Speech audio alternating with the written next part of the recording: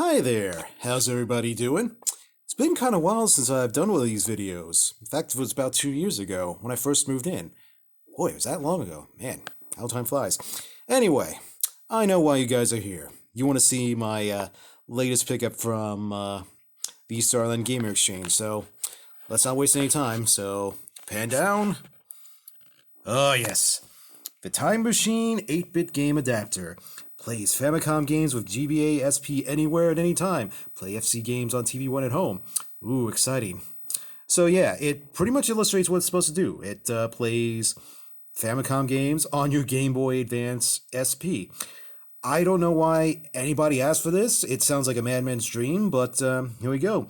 One thing that's really interesting is that the box is showing Donkey Kong, but if you look real close here, that ain't a Donkey Kong cartridge.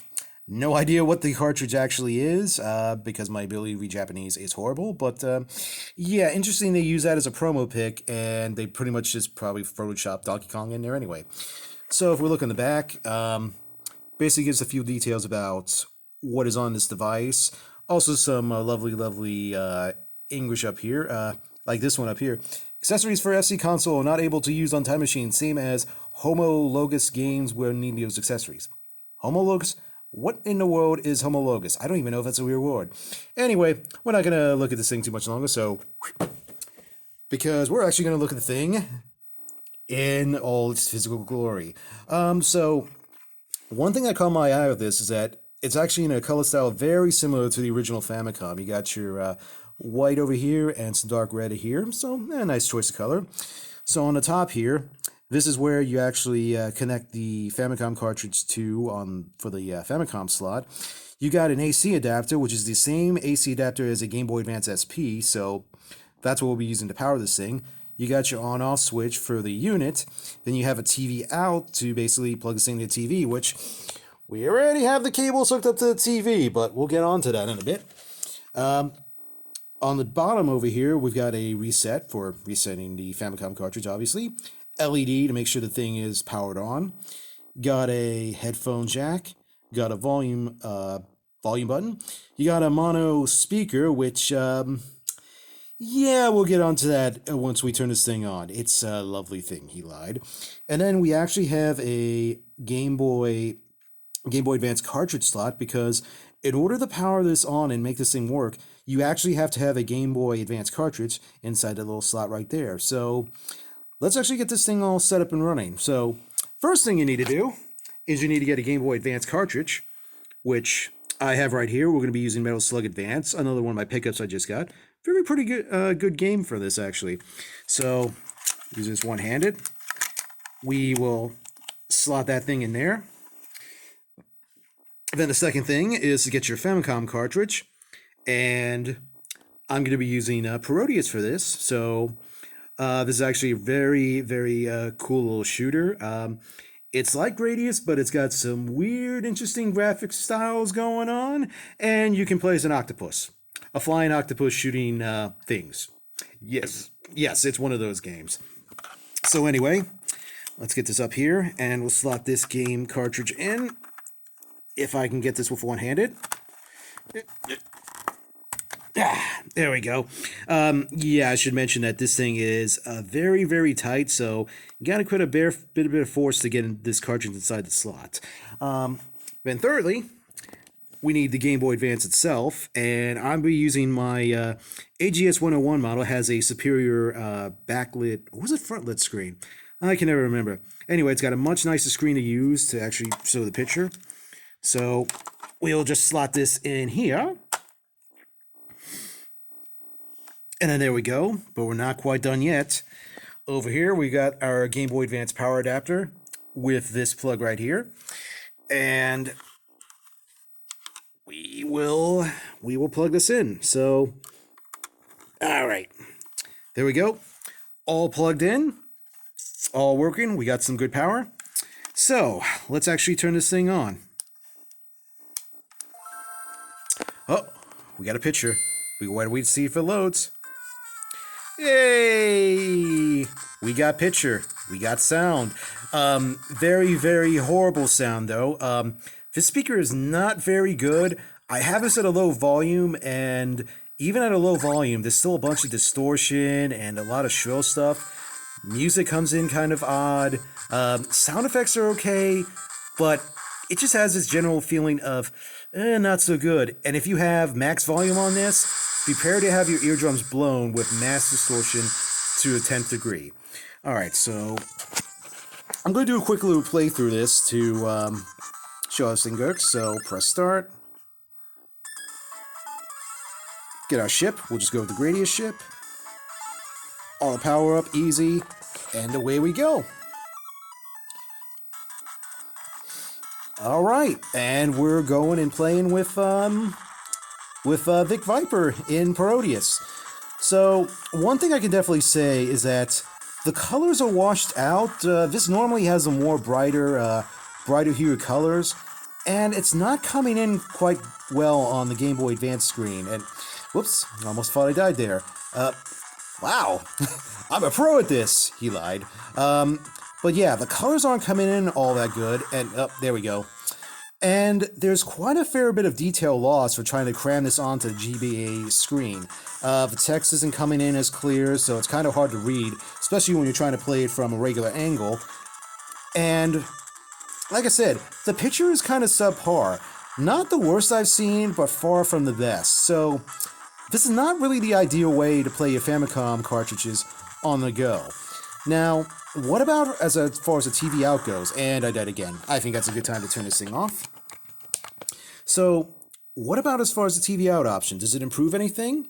Well, time to find that out. So, we will hook this up over here.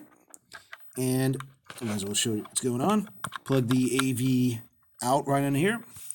And I put this aside, and time to get my super professional setup here. So, you'll have to forgive the camera style here because I'm not a I'm not a professional camera guy at all, and I'm just using this on my phone and trying to get the best picture possible. So let's just get that there. Prop this up here, and I think we got it. Nope, we don't. You know, that's one of the things I want to do is actually get a professional style camera set up so I can actually film these things a little bit better. Actually do more filming, actually. But, okay, I think we'll be able to work with this. Yes, we shall. All right.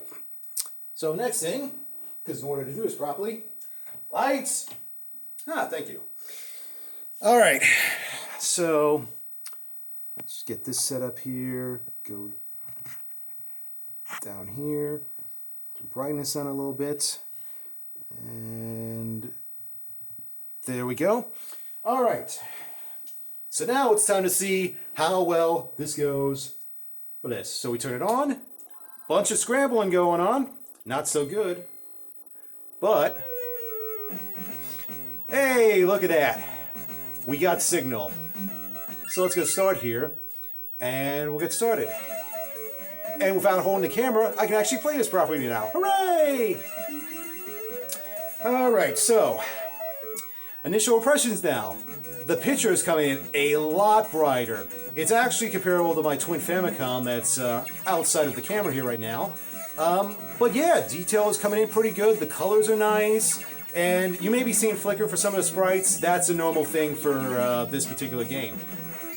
But it's actually working pretty good. The sound is better, but it's still sort of shrill. I had to turn this down really down. I had to turn this volume down a fair bit because if you have it on regular volume, this thing will just pump out music to no end.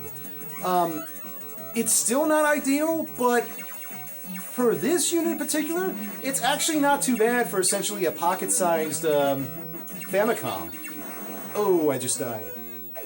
And something that's also pretty nice is that you figure with this bulky thing, it would be hard to hold in the hands, but it's actually not that bad. I could see myself playing this for quite a bit if I wasn't crunched for time. But anyway, I think we'll end this here. All right.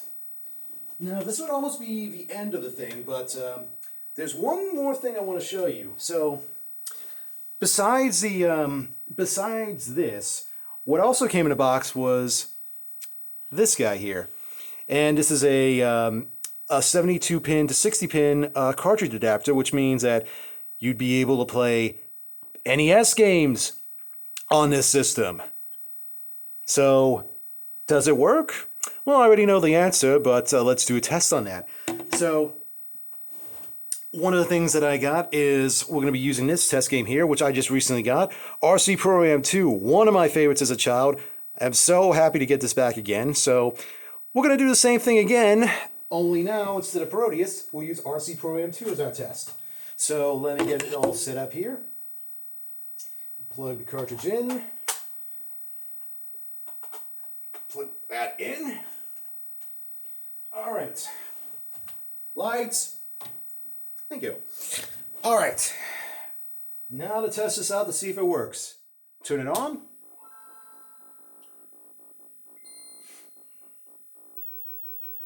Oh, we got a logo. Will we get sound? Yes, we do. And boy, compared to Proteus, this one sounds a little bit worse than the last one, but we'll work with what we can. So I'll just do a start real quickly.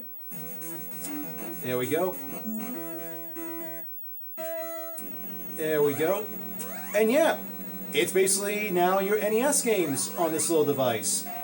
Picture is pretty good. Sound, it's still a little bit shrill, and some of the sound effects aren't coming in clear now, so I'm thinking that between game to game, this thing will have some good compatibility and some worse compatibility. But for something on the go, not actually too bad. So let's go ahead and... Actually, no, we're going to finish this. Just because I can. Also because I'm good at this. Hey, we won. We got $1,000. And now we can upgrade to, I think it was the red engine, but we're not going to do that. So I'll turn it off here. All right, back the lights here. I'll turn those off here because we don't need it. Okay. So, and then there's also another addendum I got to mention about this, because while the Famicom adapter, or NES to Famicom adapter does work, this one in particular, it has a lot of wiggle on this, so I can't see myself playing this thing too long without loosening the cartridge up and causing the game to lock. So, if you have a better Famicom adapter, or NES Famicom adapter, this would probably work a treat. So on the whole, actually, let's get this out here. There we go. Boy, professional setup, he lied. So, what's my thoughts on all this? Well, it actually works as it says it does. It actually plays Famicom cartridges on your Game Boy Advance SP. I didn't expect this thing to work at all, and I was actually surprised it actually did its thing. As far as playing it on the SP goes, though, well, the picture's kind of drab, colors are washed out, sound is horrible, and it's just, I don't know, it's not an ideal thing to play Famicom carts. Now, as far as the TV out goes, though, TV out is much better. It produces a picture that's more faithful to the Famicom, but you still get that, like I said, the sound is still kind of off. So this is not the best way to play Famicom games, shocker of shockers, but considering this device came out in 2005, this is actually not too bad. I mean, I've seen a lot worse Famicom clones that have a horrible picture and sound absolutely horrible as well. So I gotta say, for the device for the time, it's actually not a little bad thing at all. It does its job, it does it okay, and if you have a TV out for it, it does it really, really well. I apologize because I keep looking up and I keep like, oh, there's my lights up there. So yeah, a true oddity for sure, but the fact that it actually works, well, it makes it a nice little thing for my humble little collection. Humble little collection? What am I talking about? I got 4,500 games and God knows how many consoles. So yeah, we'll just say a nice little part for my giant collection. Anyway, that's it for the video. Thank you guys for watching, and hopefully I'll do another video again soon. hopefully with a better camera setup, maybe. So take care. Bye.